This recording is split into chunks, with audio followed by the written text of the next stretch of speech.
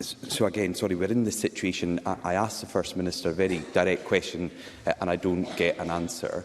The Cabinet Secretary for Justice had this report yesterday. The First Minister spoke about further discussions with the Justice Committee, but failed to commit to publishing the report in full.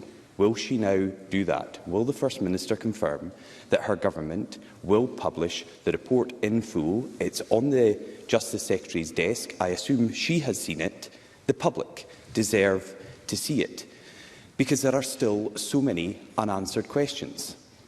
At the last count, the First Minister had refused 12 times to say if Isla Bryson is a man or a woman. And it's important because that affects how public bodies treat these criminals when they are released from jail. The First Minister says she doesn't have enough information to decide if this double rapist is a man. He's a rapist. He has a penis.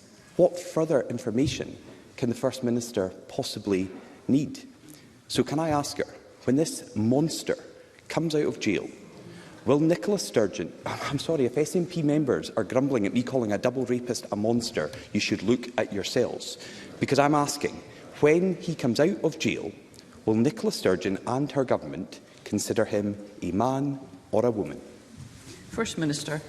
Firstly, on the report, Presiding Officer, I really do think Douglas Ross is clutching at straws in his follow-up question. I made very clear the findings of the report will be published. The Cabinet Secretary confirmed, I believe he confirmed in this chamber, that he will update the Criminal Justice Committee this week. Parliament rises today, of course, for this week, and both the Cabinet Secretary and the Chief Executive of the Scottish Prison Service, Theresa Medhurst, will actually attend the Justice Committee on the 22nd of February, following the week's recess of Parliament, and members of that committee will be able to ask questions about that review. So I'm not sure how anybody can suggest that there is not going to be full transparency around that review, but I'm grateful for the opportunity to set that out again for Mr Ross. On the subsequent part of his question, the individual we're talking about here identifies as a woman. However, it is really important, I think, to very calmly set out that any rights associated with that are not a result of any legislation passed by this Parliament, and indeed wouldn't be the result of that legislation even if it were in force.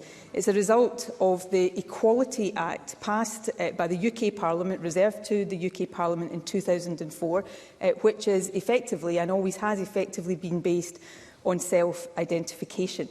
However, what it doesn't do is give any individual an automatic right to be treated in a certain way in the prison estate.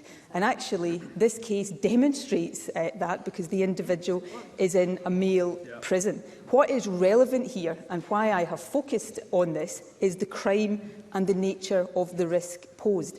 In this case, the individual is a double rapist, and in terms of decisions about how they are dealt with in the prison estate, that is the relevant factor. And finally, Presiding Officer, in any group, individuals, small minority of individuals, will commit crimes. In no other circumstances do we accept the stigmatisation and the denial of rights to the whole group, and we shouldn't do that here either. Douglas Ross.